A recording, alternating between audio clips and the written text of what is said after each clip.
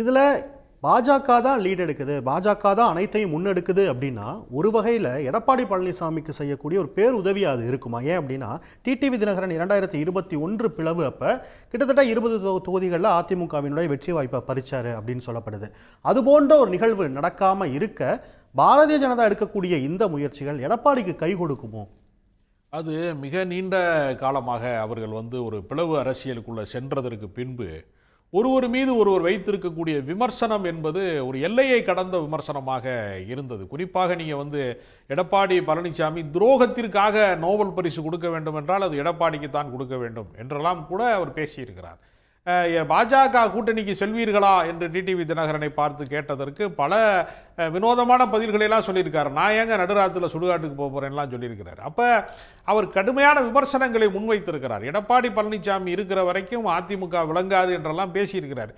பேசிட்டு திடீர்னு அவருக்கு நாங்கள் இன்னா செய்தாரே ஒருத்தர் மாதிரி நாங்கள் விட்டு கொடுப்பவன் கெட்டு போவதில்லை அப்படிங்கிற டயலாக் எல்லாம் அவர் இப்போ திரும்ப பேசும்போது அவர் அந்த அந்த அவருடைய முதலமைச்சர் வேட்பாளர் என்கிற பெயரை கூட அவரால் மனத்தடை இல்லாமல் உச்சரிக்க முடியாத அளவிற்கு அவர் சங்கோஜப்படுகிறார் என்று சொன்னால் ஒரு செயற்கையாக ஒட்ட வைக்கப்பட்டிருக்கிறது என்றுதான் பார்க்க வேண்டியிருக்கிறது. ஏன்னா இது தேர்தலுக்காக ஒரு காம்ப்ரமைஸ்குள்ளே போகிறாங்களே தவிர இந்த கூட்டணிக்குள்ளே அவர்களுக்கு உண்மையிலேயே தங்களுடைய கட்சி காப்பாற்றப்பட வேண்டும் என்கிற எண்ணமோ அல்லது ஆட்சி அதிகாரத்திலே இருந்து நம்ம அப்புறப்படுத்தப்பட்டு விட்டோம் அதை மீட்டெடுக்க வேண்டும் என்கிற எண்ணமோ இல்லை. தன் கட்சியை காப்பாற்றிக் கொள்வதற்கே தடுமாறக்கூடிய நிலைதான் இன்னைக்கு டிடிவி தினகரனுடைய கட்சியில் கூட்டணி ஆட்சி அப்படின்னு சொல்லியிருக்காங்களா சார்? அது தினகரன் அவர்களுக்கு ஒரு பெரிய வாய்ப்பு தானே, அந்த கட்சிக்கு வாய்ப்பு தானே. ஜெயிக்கிற போது தானங்க அது வாய்ப்பாக மாறும். கூட்டணி ஆட்சி என்று ஒரு தோற்று போவதற்கான சாத்தியங்களோடு கூடிய ஒரு அரசியல் கட்சியில் போய் நான் கூட்டணியில் பங்கு தர்றேன் அப்படின்னா, அதாவது விருந்து நடத்துகிற இடத்துல வாங்கன்னு கூப்பிட்டா பரவாயில்ல, விரதம் நடக்கிற இடத்துல போய் நீங்களும் வாங்கன்னு சொன்னால் அதில் என்ன விதமான அர்த்தம் இருக்க முடியும்? இவர்கள் ஒருபோது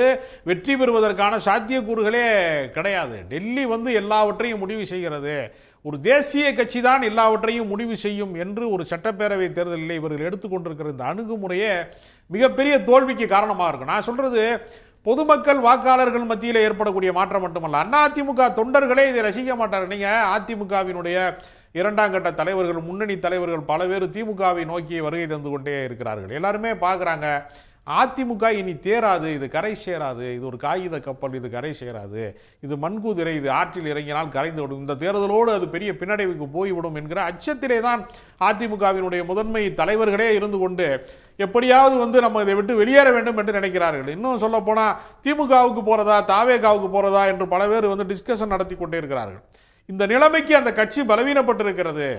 அதிமுகவில் கொடுக்கக்கூடிய சீட்டுங்கிறது வேட்பாளருக்கான வாய்ப்பு அல்ல, நீங்கள் சட்டமன்ற உறுப்பினருக்கான வாய்ப்பு என்று ஜெயலலிதா சொன்னதாக கடந்த காலங்களிலே சொல்வார்கள். அந்த அளவிற்கு வெற்றி வாய்ப்பு உறுதி செய்யப்பட்ட ஒரு மாபெரும் அரசியல் கட்சி, ஒரு வெகுஜன இயக்கத்தை இப்படி பலவீனப்படுத்தி விட்டார்கள், பாஜகவுக்கு பின்னால் போய் பலவீனப்படுத்தி விட்டார்கள் என்பதை அந்த கட்சிக்காரர்களே முதல்ல ரசிக்க மாட்டாங்க, பொதுமக்கள் முற்றிலுமா ரசிக்க. அதாவது 11 ஆண்டு காலமாக பாஜக மத்தியிலே ஆட்சி அதிகாரத்திலே இருக்கிறது.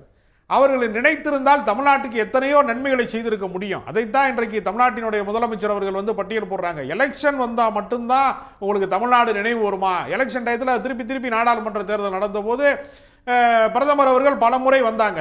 கன்னியாகுமரியில் போய் கூட நான் தியானம் இருக்க போறேன்னு சொல்லி மேற்கு வங்கத்தை நோக்கி அவங்க நின்று அந்த தியானத்தை செய்தாங்க. அப்போ உடனே தொலைக்காட்சியிலாம் நேரலையில் ஒளிபரப்பானது. அப்போ தேர்தலைத்தான் மனதில் வைக்கிறார்களே தவிர தமிழ்நாட்டுக்கு என்ன நன்மை செய்தார்கள்? நாங்கள் மதுரைக்கு மெட்ரோ வேணும்னு கேட்டால் அதுக்கு நிதி தர மறுக்கிறார்கள், வெள்ள நிவாரணம் கேட்டால் அதை தர மறுக்கிறார்கள், தேசிய கல்விக் கொள்கையிலே தர வேண்டிய தொகையை நிலுவைத் தொகையாக மாற்றுகிறார்கள். பாஜக தமிழ்நாட்டுக்கு ஏதாவது ஒரு நன்மையை செய்து விட்டால், அந்த எய்ம்ஸ் மருத்துவமனையை திறந்து வைத்து விட்டால், அது நடைமுறைப்படுத்தி விட்டால், வாக்காளர்கள் ஓட்டு கேட்டால் நன்றி உணர்ச்சியின் அடிப்படையிலே கொஞ்சம் வாக்கு சதவீதத்தையாவது உயர்த்தி தருவார்கள். இவர்கள் முழுக்க தமிழ்நாட்டுக்கு செய்ததெல்லாம் வஞ்சகத்தை செய்கிறார்கள். தமிழ்நாட்டுக்கு முழுக்க வஞ்சிக்கிறார்கள். தமிழ்நாட்டை இவர்கள் புறந்தள்ளுகிறார்கள் என்கிற போது எந்த முகத்தை வைத்துக் கொண்டு ஓட்டு கேட்கிறார்கள் என்றே நமக்கு புரியலையே. முதல்ல அது ஒரு மோசமான பின்னடைவை தான் அது தரும் நான் நினைக்கிறேன். மதுராந்தகம் மேடைக்கு பிரதமர் சற்று நேரத்தில் வரவிருக்கிறார். மதுராந்தகம் அந்த நிகழ்ச்சி நடைபெறக்கூடிய இடத்திற்கு வந்துவிட்டார். வந்த பிரதமரை என்டிஏ கூட்டணி தலைவர்கள் வரவேற்றனர். அந்த நிகழ்வு தற்போது இப்போ நடந்துகிட்டு இருக்கு. இன்னும் சற்று நேரத்தில் அந்த மேடை ஏறக்கூடிய நிகழ்வு நடக்கும். நம்ம அதற்காக தொடர்ந்து இணையலாம். திரு அப்பாஸ், நீங்கள் குறிப்பிட்டு சொல்லிக்கிட்டு இருந்தது நிறைய விஷயங்கள் பிரதமரை நோக்கி கேள்விகள் எழுப்பப்படுது. தேர்தல் நேரத்தில் தான் அவருடைய ஒவ்வொரு மாநிலத்தின் பயணமும் அமையுது அப்படிங்கிறதையும் நீங்கள் வந்து அதை சுட்டி காட்டுறீங்க. இதில் இப்போ டிடிவி தினகரன் அவர் எடுக்கக்கூடிய அந்த அரசியலை பற்றி பேசும்போது அவருக்கு கிடைத்த வாக்குகள் 2021 அந்த பிளவு சமயத்தில் கூட எடப்பாடி அவர்களுக்கு எதிராக முன்னெடுத்த அந்த அரசியல் தான் அவருடைய வாக்கு சதவீதமா? அப்படிதான் அதை பார்க்கணுமா? இல்லை, அமமுக என்று ஒரு கட்சி தொடங்குவதற்கான அடிப்படை என்ன இருக்கிறது? இப்போ நீங்கள் அதிமுக என்ற கட்சி தொடங்கிய போது என்ன சொன்னாங்க? அம்மாவின் ஆட்சி அமைப்பு, அண்ணாவை போல ஒரு திமுகவை நடத்த முடியாது அப்படின்னு நாங்கள் இப்போது இருக்கிற தலைமையை ஏற்க மறுக்கிறோம்னு சொல்லி தான் ஒரு கட்சியை தொடங்குறாங்க. தலைமை மீதான அதிருப்தி தான் அவங்களுக்கு இன்னொரு கட்சி தொடங்குவதற்கான காரணம் சொல்கிறாங்க. கொள்கை மாற்றம் கிடையாது. அதே மாதிரி அம்மா மக்கள் முன்னேற்ற கழகம்னா ஜெயலலிதாவை போல இந்த அதிமுக நடத்தப்படவில்லை என்கிற குற்றச்சாட்டை அவங்க முன்வைக்கிறாங்க. அப்போ அதற்கு எதிராகத்தான் அந்த கட்சியே தொடங்கப்பட்டிருக்குன்னா அந்த கட்சி நியாயமாக என்ன செய்யணும்? நியாயமாக நீங்கள் கூட்டணிக்கு போகிறது அப்படிங்கிறப்ப உங்களுடைய நோக்கம் வந்து முழுமையாக அடிபட்டு விட்டது. அப்போ நீங்கள் இந்த கட்சியை கலைத்ததற்கு சமம் அது. அப்படி ஒரு முடிவு எடுக்கிறாங்க. இப்போ ஓபிஎஸ் உடைய நிலைமை என்ன? இந்த கட்சிக்கு வந்து ஒரு நிழல் அரசாங்கத்தை போல 30 ஆண்டுகளுக்கு மேலாக இந்த கட்சியை வழிநடத்துவதற்கு வந்து பின்னணியிலே இருந்து இயங்கிய சசிகலா போன்றவர்களுடைய நிலைமை என்ன? அவர்களெல்லாம் இவர்களோடு முரண்பட்டு விட்டார்கள் அப்படிங்கிற ஒரு காரணத்திற்காக யார் கட்சியை விட்டு முரண்பட்டு போனாலும் அவர்களை துரோகிகள் என்று சொல்வது, அவர்கள் கட்சிக்காரர்களே இல்லை என்று சொல்வதை வந்து கட்சிக்காரர்கள் நம்புவார்களா? பொதுமக்கள் நம்புவார்களா? தன்னோடு முரண்பட்டவர்கள், தன்னுக்கு பொதுச் செயலாளர் பதவி இருக்க வேண்டும் என்று எடப்பாடி நினைக்கிறாரே தவிர இந்த கட்சி உயிரோட்டமாக இருக்க வேண்டும் என்று அவர் நினைத்தாரா என்கிற கேள்வியைத்தான் வந்து அதிமுக தொண்டர்களுடைய மனதிலே வந்து ஒரு ஆழமான ஒரு பதிவாக இருக்கிறது. அப்போ இந்த கட்சியை வந்து உயிர்ப்போடு நடத்துவதற்கு பதிலாக இவர்கள் என்ன செய்கிறாங்கன்னா பாஜகவிடம் இவர்கள் அடமானம் வைத்தார்கள். அவர்களால் மீட்க முடியவில்லை. எதற்காக நாடாளுமன்ற தேர்தலிலே வந்து முரண்பட்டு வெளியில் வந்தார் கூட்டணியை விட்டு? எதற்காக மறுபடியும் அந்த கூட்டணியில் போனார் என்கிற கொள்கை பிரகடனத்தை இந்த வினாடி வரைக்குமே எடப்பாடி பழனிசாமி சொல்லலை.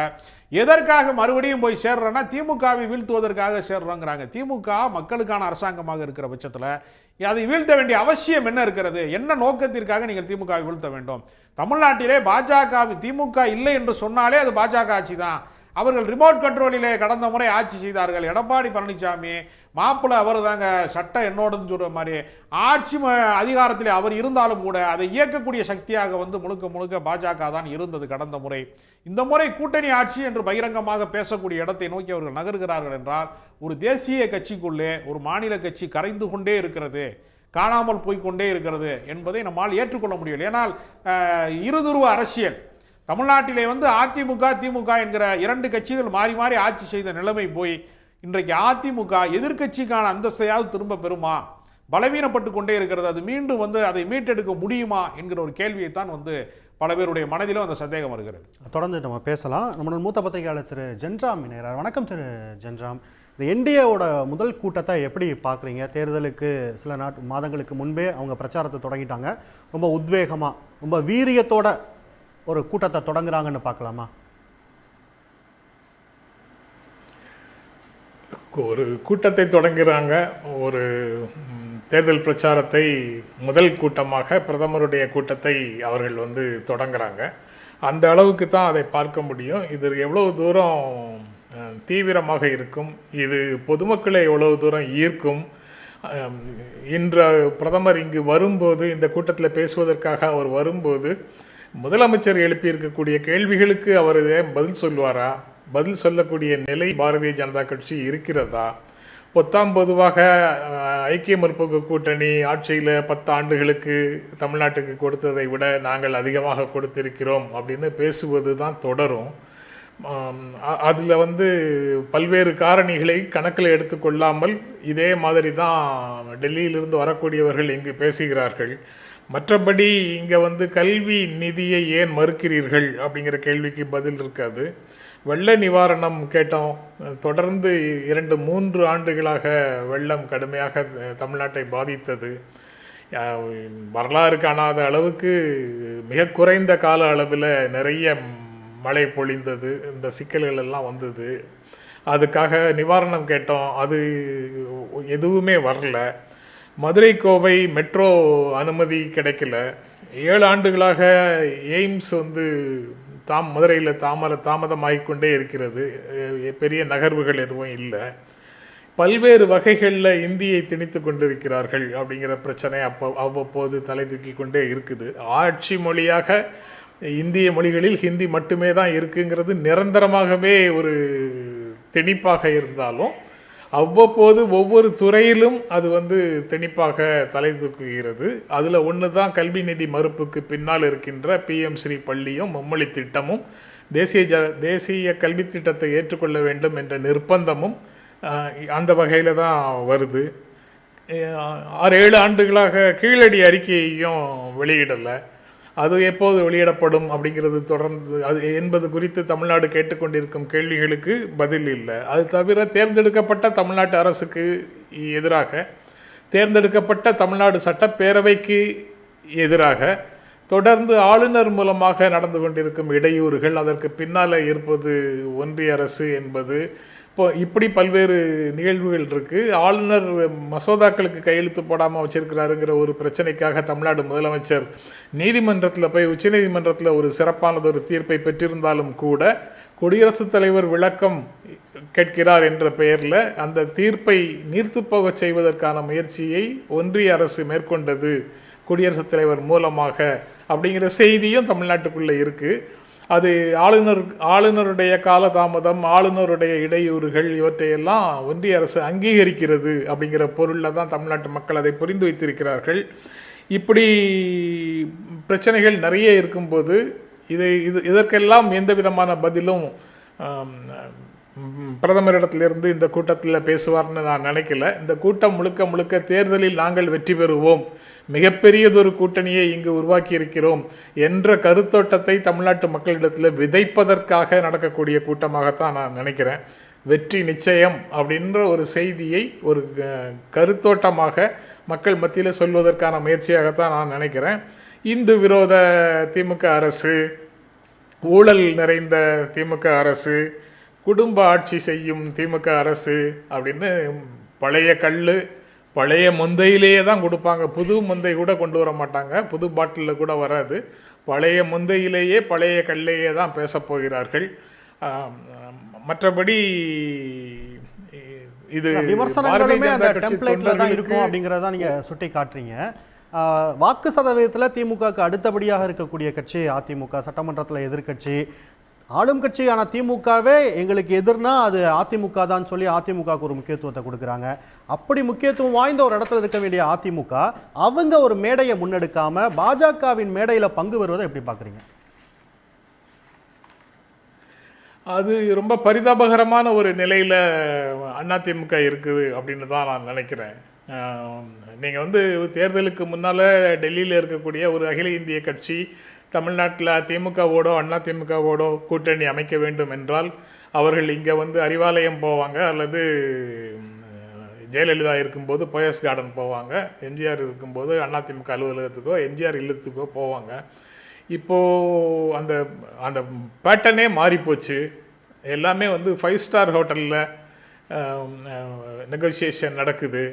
அங்கே என்ன நடக்குது அப்படிங்கிறது ஒரு பெரிய கேள்வியாகவே ஒவ்வொரு முறையும் இந்த இரண்டு தேர்தல்களாக அப்படி தான் நடக்குது. அதிமுகவினுடைய அந்த நெகோசியேட்டிங் கெப்பாசிட்டி அல்லது மாவட்ட செயலாளர்கள் கூட்டத்தில் போட்டு வாங்கிய ஒரு தீர்மானம், தமிழ்நாட்டில் இந்த தேசிய ஜனநாயக கூட்டணியை தமிழ்நாட்டில் தீர்மானிக்கக்கூடிய அதிகாரம் தேசிய ஜனநாயக கூட்டணியின் தமிழ்நாடு தலைவராக இருக்கிற எடப்பாடி பழனிசாமி அவர்களுக்கே தான், அவர்களுக்கு மட்டும்தான் அப்படின்ற மாதிரி ஒரு தீர்மானத்தை போட்டு கொடுத்தாங்க. பட் அது பெயரளவில் இருக்குது, அவ்வளவுதான். அதை வந்து டெல்லியில் இருக்கக்கூடிய பாரதிய ஜனதா கட்சி அதை ஒரு துளி கூட மதிக்கவில்லை. அதை டஸ்ட்பினில் தூக்கி போட்ட மாதிரி விட்டாங்க. அனைத்து விஷயங்களும் பியூஷ் கோயல் தலைமையில் தான் நடக்குது. பியூஷ் கோயல் தான் அதை எல்லாவற்றையும் ஒருங்கிணைக்கிறார். பெயரளவில் அதிமுக இருக்குது அப்படிங்கிறது தான் உண்மையான நிலைமையாக இருக்குது. அதில் ஒரு திரைப்பட பழைய காட்சி ஒன்று இருக்குல்ல, மாப்பிள்ளை அவர் தான், ஆனால் அவர் போட்டிருக்கிற வேட்டி சட்டை என்னோடது அப்படின்னு, அந்த மாதிரியான நிலைமையில் தான் மற்றவர்களுடைய கேலி அல்லது மற்றவர்களுடைய அவதூறு இவையெல்லாம் பொறுத்து கொள்ளக்கூடிய இடத்துல தான் அதிமுக இருக்கிறதாக நான் நினைக்கிறேன். அவங்களுடைய திறன் வந்து மிகப்பெரிய சோதனைக்கு உள்ளாகும். எப்பன்னா இப்போ தொகுதி பங்கீடு நடக்கும்போது அதையெல்லாம் வந்து அவர் ஒரு கடுமையான நெகோசியேட்டர்.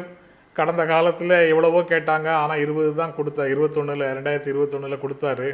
அதனால் இந்த தடவையும் அந்த மாதிரி தான் கொடுப்பாரு அப்படின்னு ஒரு செய்தியை சொல்கிறாங்க அந்த தரப்பில் இருந்து. ஆனால் உண்மையிலேயே அப்படி இருக்குதா? 2021 தேர்தலை விட 2026 தேர்தலில் ஒரு அக்ரஸிவ் பொசிஷனில் பாரதிய ஜனதா கட்சி இருக்குது. அது 2026 தேர்தல் முடிந்ததற்கு பிறகு தன்னுடைய அனைத்து முயற்சிகளையும் அது கையில் எடுக்கும். அதிமுக வந்து ஒரு பொருந்தாத ஒரு கூட்டணிக்குள்ள, தவறான ஒரு முடிவுக்குள்ள போய்விட்டது அப்படிங்கிற கருத்துக்களை பல அரசியல் நோக்கர்கள் முன் வச்சுட்டு தான் இருக்கிறாங்க. ஆனால் அதிமுக அதை எவ்வளவு தூரம் ஏற்றுக்கொண்டதுன்னு தெரியல. என்ன நடந்தாலும் பரவாயில்ல, திமுகவை ஆட்சியிலிருந்து இறக்கி விடுவது தான், இறக்கணும் அப்படின்ற ஒரு லட்சியத்தோட அதிமுக இருக்கலாம் ஒருவேளை. அப்படி இருந்தால் தன்னை இழந்த பிறகும் கூட வெளிச்சத்தை பார்த்து வெளிச்சத்தை நோக்கி ஓடி போய் மடியும் விட்டில் பூச்சியாக அதிமுக மாறிய பிறகும் கூட அவர்களால் அந்த லட்சியத்தை மட்டும் அடைய முடியாது. ஏன்னா தேர்தல் களத்தில் திராவிட முன்னேற்ற கழகமும் அதனுடைய கூட்டணி கட்சிகளும் மிக அட்வான்ஸ்டு நிலைமையில் இருக்கிறாங்க. வாக்குகள் சதவீதத்திலையும் அதிகமான வாக்குகளை கொண்டவர்களாக இருக்கிறார்கள். அதையெல்லாம் தகர்ப்பதற்கு அவங்க விஜயை கொண்டு வந்து நிறுத்தி பார்த்தாங்க. விஜய் வந்து திமுகவுக்கு போகும் வாக்குகளை பிரிப்பாருங்கிற நம்பிக்கையில் விஜயை கொண்டு களமிறக்கினார்கள். ஆனால் அந்த வேலை நடக்கலை. மாறாக பாஜக அதிமுக கூட்டணியை பின்னுக்கு தள்ளிட்டு இவர் முன்னுக்கு வந்துடுவாரோங்கிற மாதிரி ஒரு சூழல் வந்தது. அந்த தேசிய ஜனநாயக கூட்டணியில் வந்து சேர வேண்டிய ஒற்றை நபர் கட்சிகள் எல்லாம் கூட கூட்டணிக்குள்ளே வராமல் தயக்கம் காட்டின. தயக்கத்துக்கு என்ன காரணம்னு பார்க்கும்போது விஜயோடு கூட்டணி போவதற்கான ஒரு வாய்ப்பு இருப்பதை பரிசீலிக்கிறார்கள். அதனால தான் இங்கே வந்து சேரலை அப்படிங்கிற நிலைமை வந்ததுக்கப்புறம் விஜய்க்கு தற்செயலாக நெருக்கடிகள் வர தொடங்கின. விஜய் செயல்படாமல் உட்கார்ந்திருக்கிற இந்த ஒரு மாத காலத்தில் இந்த வேலைகள் ஜரூராக நடந்து தேசிய ஜனநாயக கூட்டணியில் அந்த கட்சிகள் எல்லாம் கொண்டு வந்து மேக்சிமம் சேர்த்துருக்குறாங்க. இன்னும் சேராத கட்சிகள் இருக்குது. அவங்களே உருவாக்கிய விஜயை அவங்களே அழிப்பாங்களா அப்படின்னு ஒரு கேள்வியை கேட்கலாம். விரல்களை தாண்டி வளர்வது கண்டு நகங்களை நாமும் நறுக்குவதுண்டுங்கிற பாடல் வரிகளைப் போல தான் இது. திமுகவின் வாக்குகளை பிரிக்க வேண்டும், மைனாரிட்டி வாக்குகளை பிரிக்க வேண்டும், செக்யூலர் ஓட்ஸ் திமுகவுக்கு மட்டும் போவதை தடுக்க வேண்டும், அதை பிரிக்க வேண்டும்ங்கிற ஒரு நோக்கத்தில் விஜய் வந்தார். ஆனால் நடக்கிறது என்னன்னு பார்த்தா அதிமுக பாஜக வாக்குகளை அவர் கொண்டு போயிடுவாரோங்கிற நிலைமை வந்த உடனே விஜயை கண்ட்ரோலுக்குள்ளே கொண்டு வந்திருக்கிற மாதிரி தெரியுது.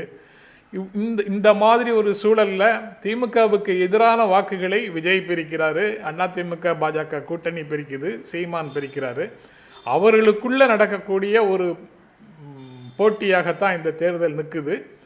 அவர்களுக்குள்ளே நடக்கக்கூடிய போட்டி தான். திமுகவோடு இவர்கள் யாரும் போட்டியிடுவதாக நான் நினைக்கல. DMK is well ahead in this election. இரண்டாம் இடத்துக்கான போட்டி அப்படிங்கிற ஒரு விஷயத்துல சொல்ல வரீங்க. 2021 யாரு சீனியர் பார்ட்னர் யாரு ஜூனியர் பார்ட்னர் என்ற அளவில் ஒரு விவாதம் இருந்தது. இப்போ 2026 தேர்தலில் ஈக்குவல் பார்ட்னர்ஸ் அப்படிங்கிற மாதிரி அந்த மேடை சொல்லுது. இது எடப்பாடி அவர்களுக்கு சரிசமமான முக்கியத்துவத்தை தர்றாங்க அப்படின்னு இதில் புரிஞ்சுக்கலாம்ல. சரிசமமான முக்கியத்துவத்தை தருகிறார்கள்னு புரிந்து கொள்வது அதை அப்படி ஒரு இன்டர்பிரிட்டேஷனில் சொல்லி கொஞ்ச காலம் தனக்குத்தானே ஒரு ஆறுதலை தேடிக்கொள்ளலாம் அதிமுகவினர், அவ்வளவுதான்.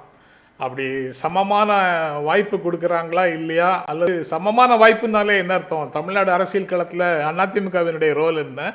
இப்போது காலடி எடுத்து வைக்க தொடங்கி இருக்கும் பாரதிய ஜனதா கட்சிக்கு என்ன ரோலு? அவங்க ரெண்டு பேரும் சமமான பிளாட்ஃபார்மில் சமமான நிலையில் இருக்கிறார்கள் என்றால் அதற்கு என்ன பொருள்? அது எல்லாமே அது சரிதானா? அப்படி சமமான பிளாட்ஃபார்ம்னு சொல்கிறது சரிதானா? எடப்பாடி பழனிசாமியை வந்து மாநிலத்தின் தேசிய ஜனநாயக கூட்டணிக்கு தலைமை தாங்குவது நீங்கள் தான் அப்படின்னு சொல்லிட்டு அவர் இல்லாமலே அனைத்து கூட்டணி நிகழ்வுகளையும் இறுதி செய்வது எடப்பாடி பழனிசாமிக்கு அவர்கள் கொடுக்கக்கூடிய முக்கியத்துவமா அல்லது மரியாதையா மதிப்பா அப்படிங்கிற கேள்விகள் எல்லாம் அதிமுக தொண்டர்களுக்குள்ளே வரத்தானே செய்யும். அது போக டிடிவி தினகரன் அந்த கூட்டணிக்குள்ளே சேர்ந்திருக்கிறாரு. அவங்க அம்மா மக்கள் முன்னேற்ற கழகம் அடித்த பேனர்களில் எடப்பாடி பழனிசாமியினுடைய படம் இருக்குது. ஆனால் அதிமுக அடித்த பேனர்களில் டிடிவி படம் இருப்பது போல தெரியல.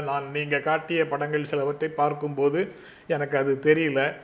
அது போக அந்த கூட்டணி ஆட்சி தனித்து ஆட்சி அப்படிங்கிற முரண்பாடும் நேற்றே பியூஷ் கோயல் பேசும்போது ஒரு வார்த்தை சொல்கிறாரு.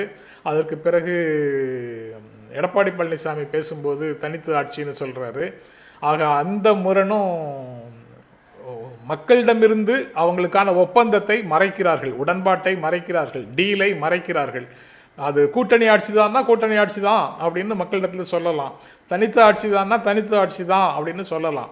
அது மைனாரிட்டியாக வந்தாலும் அதிமுக மட்டும்தான் ஆட்சி அமைக்கும், அதுதான் எங்களுக்குள்ள உள்ள டீலு அப்படின்னு பாஜக சொல்லலாம்.